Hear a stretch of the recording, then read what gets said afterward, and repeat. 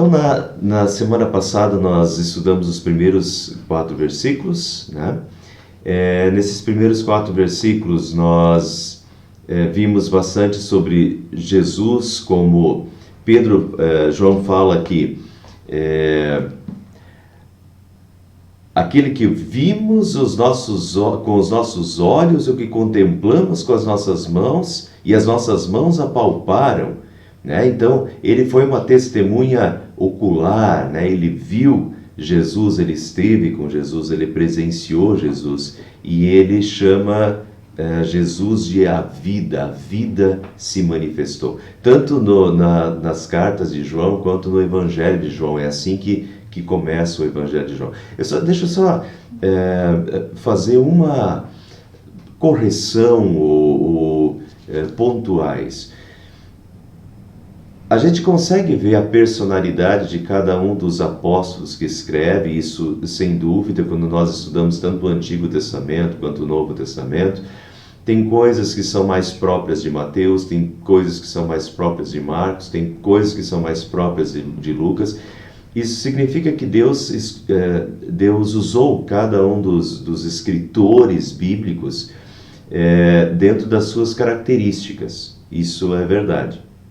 O que a gente não pode esquecer nisso é que, por mais que tenha características próprias e Deus usa as características próprias de cada escritor, nós não podemos perder a dimensão de que, como diz Pedro, homens falaram da parte de Deus movidos pelo Espírito Santo. Então, essas palavras, por mais que João as tenha redigido, são inspiradas pelo Espírito Santo e são as palavras que Deus queria comunicar à sua igreja, e comunicou à sua igreja daquela época e de todas as épocas através dos seus apóstolos, através de pessoas, Pedro, João, Paulo, Isaías, Jeremias e tal. Então a gente não pode perder essa dimensão, tá? Quem está falando, na verdade, é Deus. Deus fala, Deus inspira pessoas a escrever, de tal forma que a palavra é de Deus. Então, esse início e essas contraposições, e hoje vai aparecer uma outra contraposição. A primeira contraposição foi entre vida e morte. Deus é a vida, e não estar em Deus é morte. Esse é o início da carta de João, assim como foi o início do Evangelho de João. Deus é a vida, Deus é o Senhor da vida. E a vida se manifestou em Jesus Cristo salvadoramente e trouxe vida ao mundo. Mas quem não está em Cristo não tem vida. Então é uma contraposição entre vida e morte. Deus é vida, Deus proporciona a vida. Mas quem não aceita a vida, quem não aceita Jesus, está na morte, vive na morte e será condenação eterna. Vida ou morte, é o que eu frisei no estudo passado. E hoje nós temos uma outra contraposição entre luz e trevas, que não é uma contraposição que aparece apenas no livro de João, aparece também no apóstolo Paulo, e já vem desde o Antigo Testamento, isso já no Salmo, acho que se não me engano, Salmo 27, Deus já aparece como a luz, né? Mas em João isso é bem nítido, essa contraposição entre luz e trevas. E é assim que começa essa próxima parte do texto, do versículo 5 até o capítulo 2, versículo 2. Então vamos lá. João diz: esta é a mensagem que dele ouvimos e transmitimos a vocês. Deus é luz, nele não há treva alguma. Esta é a mensagem que dele ouvimos, e vamos voltar lá para o que João já falou anteriormente. Ele foi uma testemunha ocular, ele presenciou. Então ele começa dizendo aquilo que nós vimos, aquilo que nós ouvimos, aquilo que as nossas mãos apalparam, que era Jesus. Então esta é a mensagem que dele ouvimos. João que teve contato com Jesus, João que ouviu pessoalmente Jesus, João que presenciou os ensinos de Jesus, todos os ensinos de Jesus, todos os milagres de Jesus. João o que nós temos na Bíblia é muito pouco, né? João termina o seu evangelho dizendo, se nós fôssemos relatar e escrever tudo, não haveria livros suficientes para relatar. Então, o que Jesus disse para os discípulos é muito mais do que o que eles relataram nos evangelhos.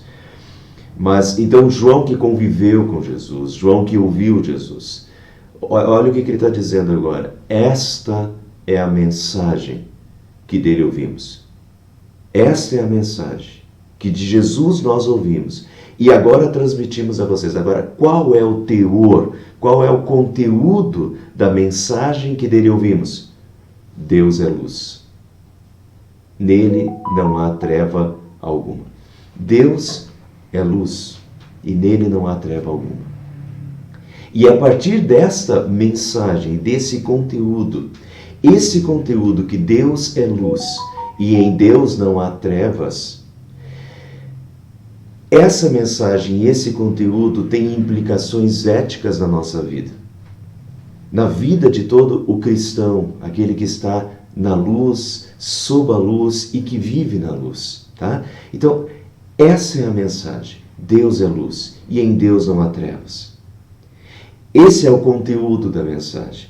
E essa mensagem e esse conteúdo têm implicações éticas na nossa vida. E é isso que ele vai trabalhar agora. Então vamos continuar.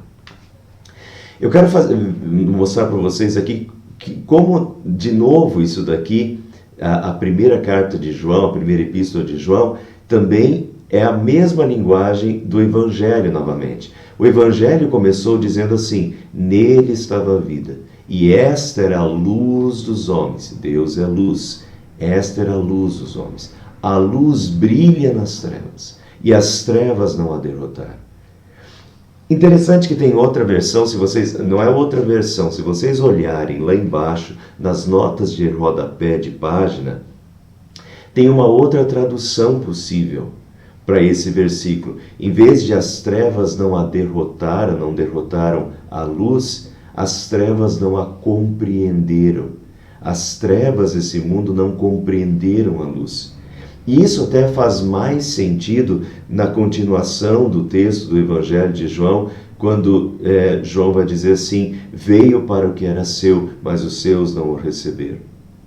Veio para o que era seu, mas os seus não o receberam. A luz brilhou, mas as trevas não a compreenderam. Não compreenderam, não aceitaram a luz de Deus. Né?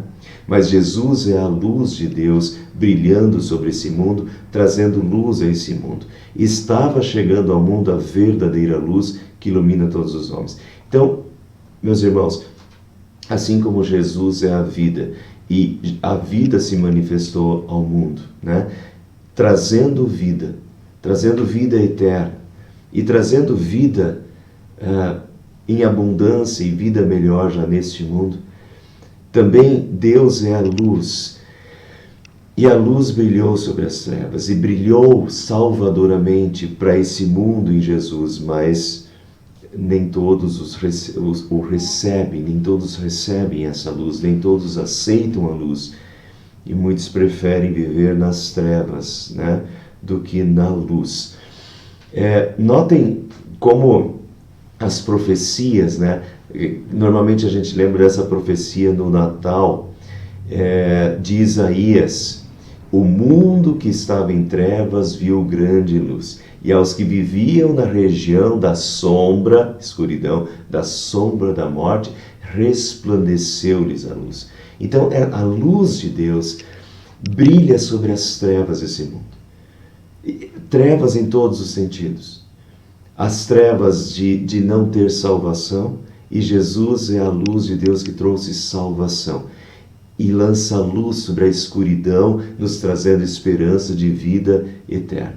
Mas não só, as trevas, o mundo vive nas trevas do pecado também, nessa escuridão do pecado, e Jesus brilha, trazendo luz a essa escuridão e nos fazendo enxergar os nossos pecados. E quando nós enxergamos os nossos pecados, e quando nós enxergamos a luz de Jesus, e Jesus brilha na nossa vida, nós enxergamos, a palavra de Deus se torna lâmpada para os nossos pés, luz para os nossos caminhos, ela ilumina e nos dá, e ilumina a nossa vida, a tal ponto de nós conseguimos enxergar o caminho melhor para a nossa vida, vivermos melhor e vivemos a luz. Então, essa luz, é uma luz salvadora na perspectiva da vida eterna. Essa luz é uma luz que ilumina as nossas trevas espirituais. Essa luz é uma luz que ilumina o nosso caminho e nos faz viver melhor já neste mundo e viver eternamente. Mas então essa é a luz, Deus é luz e nele não há trevas. Agora vamos continuar. João 8,12, Jesus aplica para ele, né? Eu sou a luz do mundo e quem me segue nunca andará em trevas, mas terá a luz da vida. Quem me segue nunca andará nas trevas, mas terá a luz da vida, porque ele é a luz do mundo. Então seguir Jesus é seguir a luz de Deus, a luz da eternidade, a luz da vida, a luz que ilumina, né? Quando nós nos afastamos de Deus, dizem que, né, Albert Einstein teria aplicado desse modo, né, que não, quando nós nos afastamos de Deus, automaticamente, o que é a escuridão? A escuridão, dizem, né? Eu nunca fui procurar se isso é verdade ou não, mas dizem que Albert Einstein teria dito isso, né, que o que é as trevas, o que é a escuridão? É a ausência da luz, cientificamente, né? Então, quando nós nos afastamos de Deus, quando o ser humano se afastou de Deus, ele entrou nas trevas. Quando nós nos afastamos de Jesus, quando nós nos afastamos de Deus, nós vivemos nas trevas. E é verdade isso até no que diz respeito à nossa fé. Quando nós nos afastamos da igreja, quando nós nos afastamos da palavra de Deus, quando nós nos afastamos da oração, quando nós começamos a nos afastar de Deus, a nossa fé enfraquece e as obras da carne, as trevas começam a tomar conta ou se avolumam. As nossas dúvidas aumentam, o nosso amor diminui e compreende? Ao nos afastarmos de Deus, as trevas começam a tomar conta. Então esse é o perigo e sempre a importância de nós vivermos na luz. Vivermos em Jesus, vivermos em comunhão com Jesus, vivermos em comunhão com a sua palavra, vivermos em comunhão com a sua igreja, né? Sempre estarmos na luz, porque a ausência da luz é trevas na nossa vida. Vamos ver como João continua trabalhando isso nesse texto. Só um último aqui de João, né? Aquele que anda nas trevas não sabe para onde está indo. Creiam na luz, diz Jesus, né? Enquanto vocês a têm, para que vocês se tornem filhos da luz. É interessante essa questão. Deus é luz, é isso que diz 1 João, né? A primeira carta de João. Deus é luz. E aqui Jesus diz, creiam na luz enquanto vocês a têm, para que se tornem filhos da luz. Então, no momento em que a luz de Deus brilha na nossa vida, e aí é a conversão do nosso coração, né? A luz de Deus que brilha na nossa vida. A propósito, assim, eu vou deixar para comentar um pouquinho mais isso, provavelmente no capítulo 3, mas hoje eu estava lendo as notícias, de repente, entre as notícias apareceu lá que o cantor Leonardo, da dupla Zezé de Camargo e Luciano, né? Na verdade é o Luciano da dupla Zezé de Camargo e Luciano, o Luciano foi convertido e daí vinha um link até de uma entrevista que ele tinha dado da conversão dele. E eu fui olhar a entrevista, só olhei a metade até agora, acho que é 1h e pouco a entrevista dele, mas muito interessante. Agora o Luciano está gravando um álbum de músicas gospel e quando ele soltou a primeira música gravada, em 2 dias ele perdeu 40 mil seguidores no Instagram, só por ter gravado uma música gospel. Mas é muito bonito, muito significativo o que ele fala da conversão dele. Ele diz que foi no dia 11 de junho de 2020, ele frequenta a igreja presbiteriana de Alphaville, né, pertinho de São Paulo ali. E ele lembra perfeitamente, ele diz assim, quando eu não sei, eu já nem tento mais explicar o que aconteceu e como aconteceu, porque eu não consigo explicar, diz ele. Mas ele diz assim, quando eu falei para o pastor, eu creio, foi impressionante que naquele momento, e no abrir e piscar de olhos, tudo fez sentido para mim, e todas as dúvidas saíram, e tudo, absolutamente tudo fez sentido para mim, começou a fazer sentido para mim, e todas as coisas se encaixaram. E ele fala assim, eu já tentei explicar em entrevistas isso e eu não consigo explicar, eu não consigo entender isso, mas foi assim. Quando eu falei, eu creio, tudo encaixou. Na verdade, pessoal, o que aconteceu é que, naquele momento, a luz brilhou. E aquele momento foi o momento da conversão. A luz brilhou. E quando a luz brilhou, as trevas saíram. E tudo encaixou, e tudo fez sentido, e as dúvidas se dissiparam. É belíssimo, é bonito ver esses testemunhos, né? Para nós que crescemos na igreja, provavelmente esse momento foi lá desde a nossa infância, por muitas vezes a gente não consegue sentir isso, porque provavelmente sempre viveu nessa luz, sempre viveu uma vida iluminada, mas é bonito a gente ver esses testemunhos. Deus é luz, e quando essa luz entra, ela ilumina, ela dá esperança, tudo encaixa e as trevas se dissipam. Nós temos esperança de vida após a morte, nós enxergamos Jesus, nós cremos em Jesus, nós somos confortados pelo seu perdão, e a luz, né? A luz raia na vida, e nós nos tornamos filhos da luz. Quando a luz brilha, nós nos tornamos filhos da luz, e daí encaixa, vejam, Deus é luz, e Deus ilumina a nossa vida, e quando Ele ilumina a nossa vida, nós nos tornamos filhos da luz, e daí faz sentido o que Jesus falou, vós sois a luz do mundo. Quem pode ser a luz do mundo? Aquele que teve a sua vida iluminada. Deus é luz, Deus ilumina a nossa vida, nos torna filhos da luz. E quando Ele nos torna filhos da luz e ilumina, nós começamos a resplandecer essa luz. Somos filhos da luz e resplandecemos esta luz ao mundo. E somos a luz do mundo. Como filhos da luz, nos tornamos luz para o mundo, resplandecendo a luz de Deus.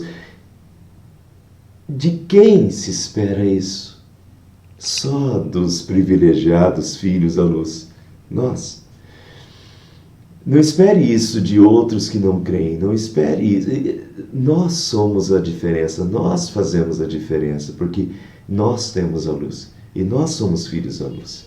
Você é um filho da luz e você pode fazer diferença no teu ambiente de serviço, no lugar onde você encontra, porque você é um filho da luz. A luz brilhou em você e você tem luz. Luz para dar.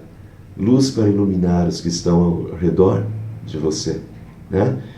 E devemos iluminar esse mundo em trevas, esse mundo carente de luz, né? E tem tantas pessoas ao nosso redor carentes de luz, da luz de Deus. Essa luz que quando entrou na vida do Luciano, clareou. Hoje ele não consegue falar de Jesus sem chorar, né?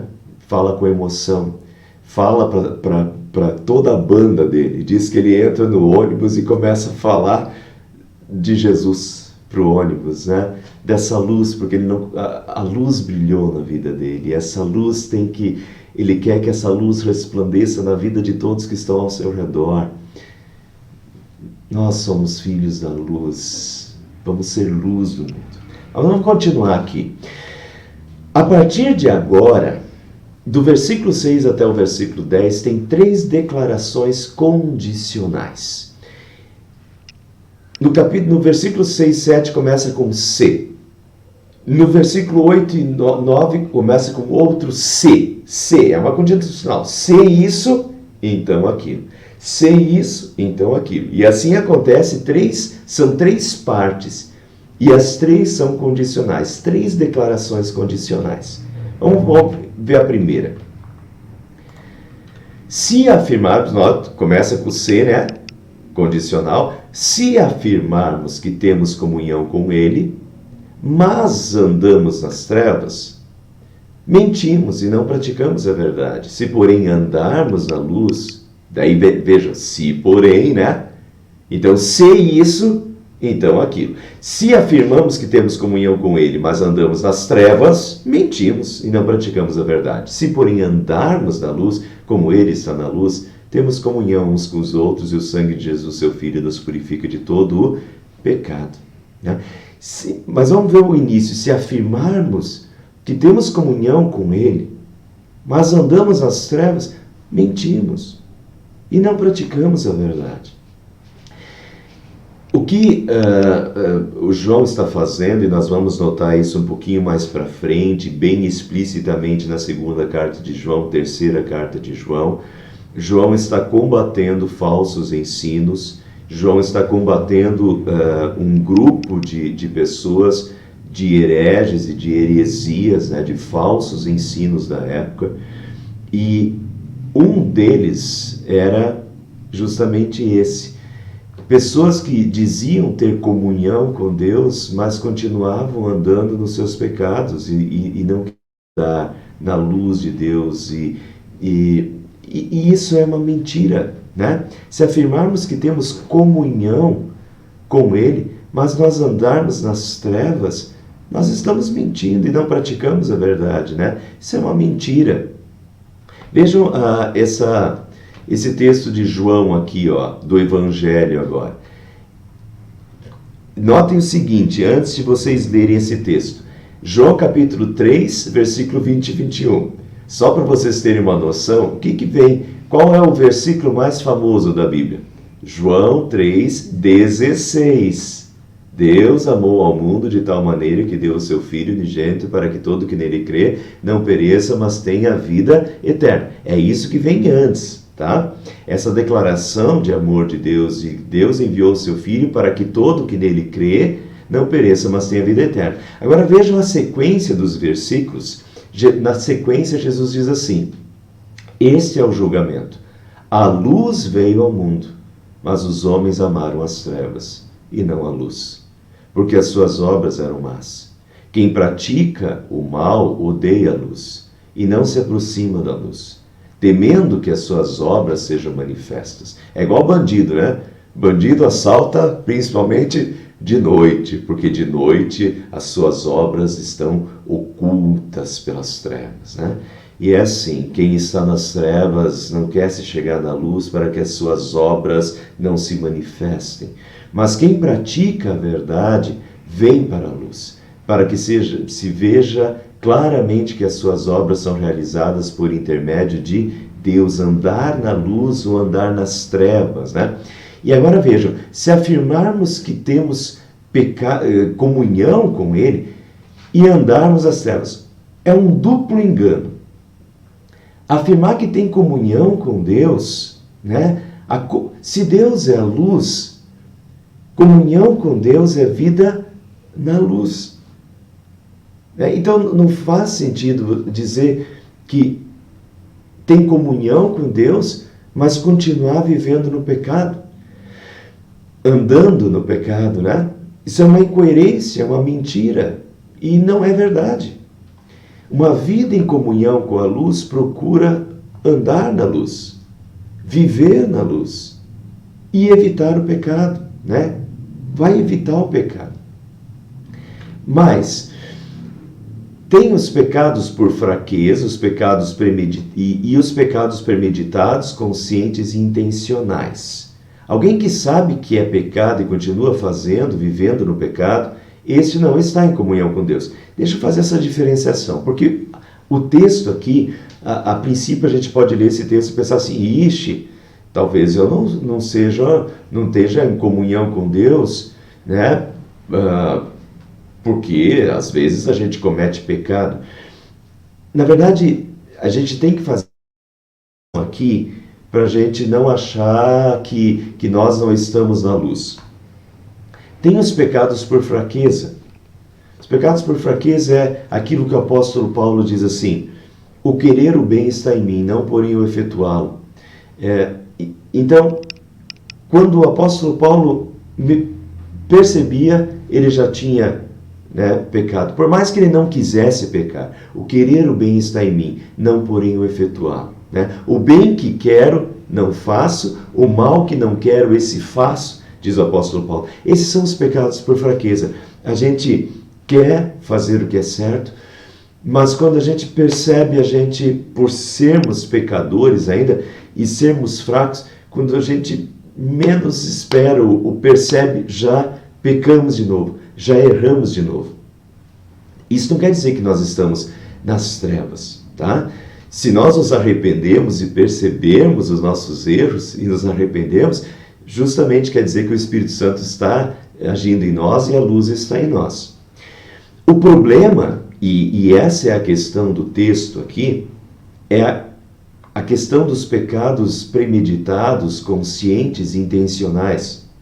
Pecado por fraqueza é quando eu menos espero, quando me percebo, já fiz.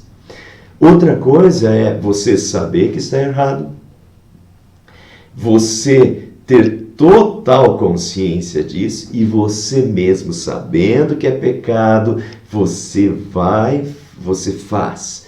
É um pecado premeditado, consciente, intencional, você sabe que é pecado e mesmo assim você sai de casa para cometer o pecado, ou mesmo sabendo que é errado, você vai fazer o que é errado. Entende? Uma coisa é, puxa, que coisa, cometi o pecado de novo, não queria, fiz, caí em pecado de novo, me arrependo. Outra coisa é saber que é pecado, saber que está fazendo uma coisa errada e mesmo assim continua fazendo aquele erro conscientemente, intencionalmente e de modo premeditado. E essa questão, né, você vai dizer que tem comunhão com Deus numa vida assim? Compreende? Isso é mentira. Porque se afirmarmos que temos comunhão com Ele e andamos nas trevas e continuamos vivendo essa vida de pecado, nós não estamos em comunhão com Deus, porque Deus é luz, né? E a gente tem que cuidar, meus irmãos, porque às vezes, até nós que vamos à igreja, que ouvimos a palavra de Deus, às vezes tem coisas na vida da gente, ou tem coisas que a gente começa a se autodesculpar, mesmo sabendo que é errado, mesmo sabendo que deveria ser diferente, a gente mesmo sabendo, continua fazendo e se autodesculpa, né, dizendo, não sou perfeito. Calma, Deus é luz. E se Deus iluminou, e se Deus está mostrando a luz para você, um viver melhor, e você mesmo assim prefere continuar no teu pecado, cuidado, isso não é comunhão com Deus. Comunhão com Deus é perceber a luz, ver a luz de Deus, pedir que a luz ilumine e andar na luz. Até tem uma música famosa, né? Andai na luz, vencei a escuridão. Perceber a luz, querer andar na luz, viver na luz e não querer o pecado, né? Viver em comunhão com Deus e viver em comunhão com a luz. Não comece a se justificar. Não comece a se dar desculpa. Sou humano, sou falho, para continuar no teu pecado. Sabe que é pecado? Abandone. Viva na luz. Deus é luz e nele não há treva nenhuma. Se afirmamos que temos comunhão com Ele, mas andamos nas trevas, mentimos e não praticamos a verdade. Agora, se andarmos na luz como Ele está na luz, temos comunhão uns com os outros e o sangue de Jesus, seu Filho, nos purifica de todo o pecado. Quando nós reconhecemos os nossos erros e estamos em Jesus, a luz de Deus dissipa as nossas trevas, inclusive as trevas dos nossos pecados. né? Nossos pecados são queimados pela luz, exterminados pela luz. A luz de Deus brilha sobre as trevas dos nossos pecados também, brilha salvadoramente. O sangue de Jesus, seu Filho, nos purifica de todo o pecado. Vamos para a segunda parte. Se afirmarmos que temos comunhão com Ele, mas andamos... Se afirmarmos que estamos sem pecado, enganamos a nós mesmos e a verdade não está em nós. Se confessarmos os nossos pecados, Ele é fiel e justo para perdoar os nossos pecados e nos purificar de toda injustiça. Esse é o segundo erro. Afirmar que estamos sem pecado, né? Na época, tinha um grupo de pessoas que achavam que por ter sido convertido, ungido de Deus, não cometia mais pecado e estava sem pecado. E me dá a impressão que hoje, eu já li isso diversas vezes, em diversos livros. De fato, tem igrejas que chegam a ensinar isso, que quando nós fomos convertidos, é como se os nossos pecados fossem todos apagados. De fato, o perdão de Deus apaga os nossos pecados, mas eles ensinam isso de tal forma que agora a pessoa é um regenerado, um renascido e não tem mais pecado.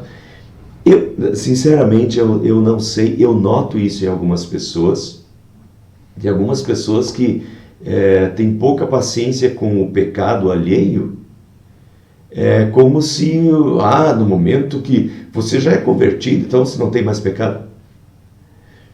Eu não sei, na verdade, como essas igrejas conseguem conviver com o seu próprio pecado, porque nós continuamos pecadores, né?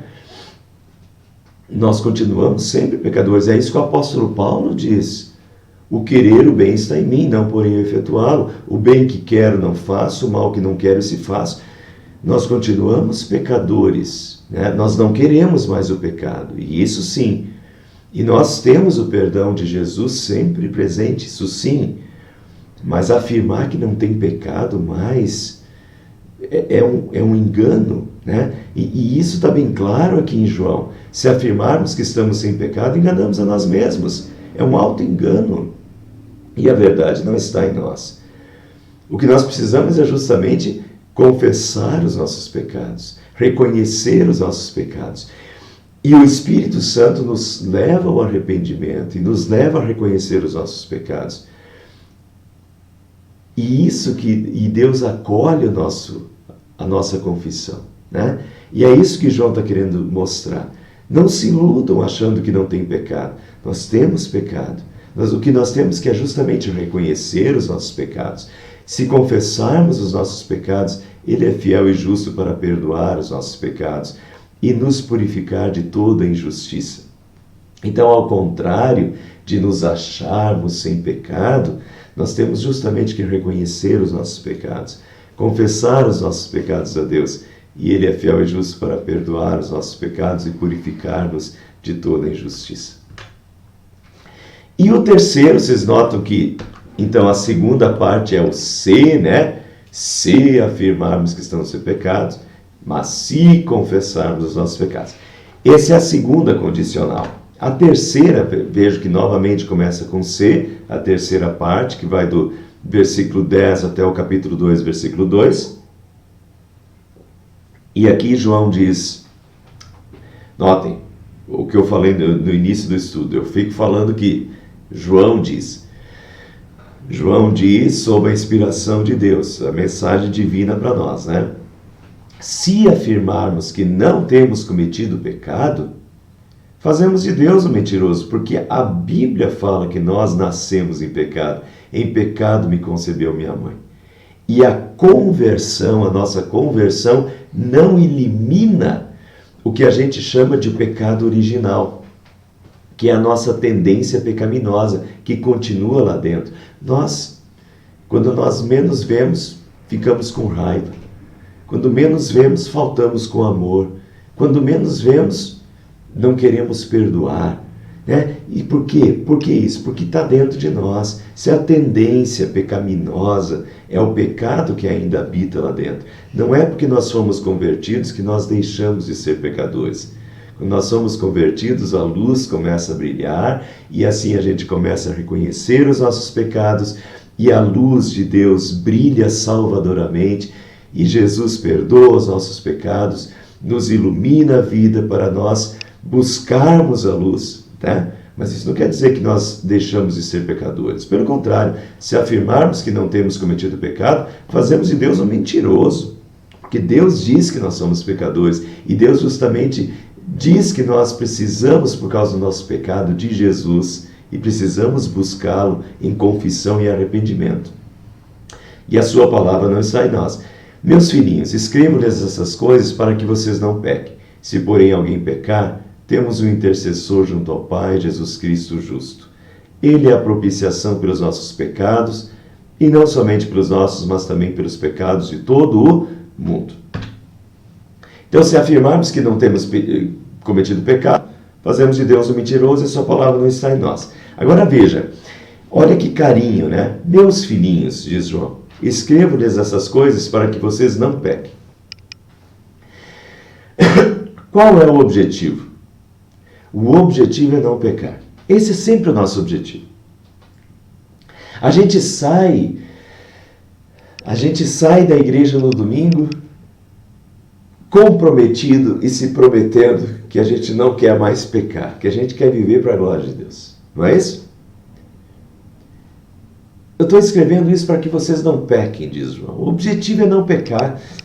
A gente chega no final do dia ou no meio do dia, ou quando a gente reconhece o pecado, a gente diz, Senhor, me perdoa. E eu não quero mais fazer. E esse é o sinal do arrependimento verdadeiro. O arrependimento verdadeiro pressupõe mudança de mente, mudança de coração, né? Então, arrependido está aquele que percebe o seu erro, confessa o seu pecado e diz, Senhor, eu não quero mais fazer isso e eu vou mudar, me ajuda a mudar. Esse é o arrependimento verdadeiro. Então, muito bem. Então, sempre que a gente se arrepende, a gente promete que a gente não quer mais fazer isso, que a gente vai mudar. Então, o propósito é não pecar. Filhinhos, escrevam essas coisas para que vocês não pequem. O nosso propósito é sempre não pecar. É viver na luz. O que nós mais queremos, como filhos da luz, é viver na luz. É viver uma vida 100% para Deus. É não pecar. Filhinhos, escrevam essas coisas para que vocês não pequem. Agora, daí, quando menos esperamos e quando percebemos, já pisamos na bola de novo, né? Já cometemos algum pecado, seja uma falta contra Deus, seja alguma falta contra o próximo, faltamos com amor ao próximo, faltamos em alguma coisa com Deus que a gente deveria ter feito e não fez, ou Deus falou para fazer assim e a gente fez assado. Puxa vida, eu não quero pecar, mas somos pecadores. E aí que vem, filhinhos, escrevam essas coisas para que vocês não pequem. O propósito é não pecar, mas se porém alguém pecar, temos um intercessor junto ao Pai, Jesus Cristo justo. Um intercessor. Tem outras Bíblias que falam um advogado. Nós temos um advogado junto ao Pai, Jesus Cristo, o justo. O propósito é não pecar. Mas quando nós pecamos, então Jesus Cristo, o nosso amado Salvador, ao lado do Pai, à direita do Pai, né? Está sentado à direita do Pai Todo-Poderoso. Jesus intercede por nós. É o nosso advogado e diz para o Pai, Pai, perdoa-lhes pelo que eu fiz por eles. Aceita o meu sacrifício, aceita o meu corpo e sangue, aceita tudo que eu fiz por eles, em lugar deles, perdoa-os. Jesus intercede por nós. Esses nossos pecados acham em Jesus o nosso intercessor. E vejam qual é o teor da intercessão de Jesus diante de Deus. Próxima parte. Ele, Jesus, é a propiciação pelos nossos pecados. Não somente pelos nossos, mas também pelos pecados de todo mundo. Ele, Jesus Cristo, o justo, né? Ele é a propiciação. O que significa propiciação? Cumprimento da pena. Satisfação das exigências, substituição. Propiciação é uma palavra que vem do propiciatório do Antigo Testamento, né? O propiciatório era a tampa da Arca da Aliança no Antigo Testamento. No propiciatório, a tampa da Arca da Aliança, era aspergido o sangue dos cordeiros. Então, os cordeiros no Antigo Testamento morriam, e o sangue desses cordeiros, a vida desse cordeiro era oferecido, e o sangue dele era aspergido sobre a tampa da Arca da Aliança, sobre o propiciatório, e o sacerdote pedia que Deus aceitasse o sacrifício da vida do cordeiro em lugar da vida do pecador. Isso até que o próprio Cordeiro de Deus veio ao mundo e derramou o seu santo e justo sangue na cruz para o perdão de todos os nossos pecados. Ele cumpriu a pena. Ele deu a sua vida, a vida do Cordeiro em lugar da vida do pecador. A sua vida em lugar da nossa vida. E essa é a intercessão de Jesus junto ao Pai. Quando nós pecamos, Jesus diz: Pai, aceita a minha vida em lugar da vida dele. Ele pecou, mas aceita o meu sacrifício. O propiciatório, e propiciação significa cumprimento da pena. Jesus cumpriu a pena, Jesus deu a sua vida, Jesus pagou pelos nossos pecados, ele cumpriu a pena, ele satisfez as exigências da justiça de Deus em nosso lugar. A sua vida perfeita é oferecida perfeitamente em lugar da nossa vida imperfeita.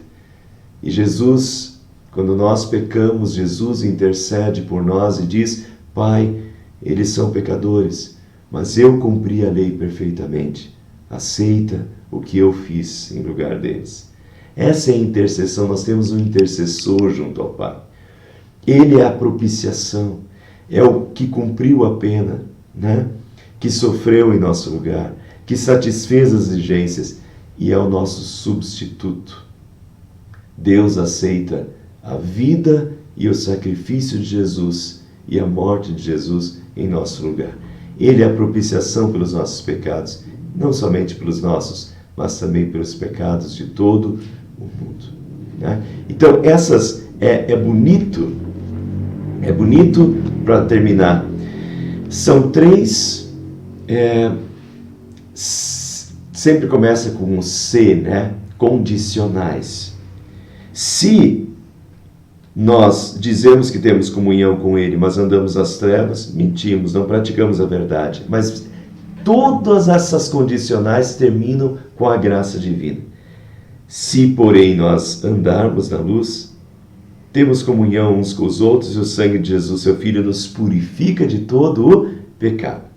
Se afirmamos que estamos sem pecado, enganamos a nós mesmos.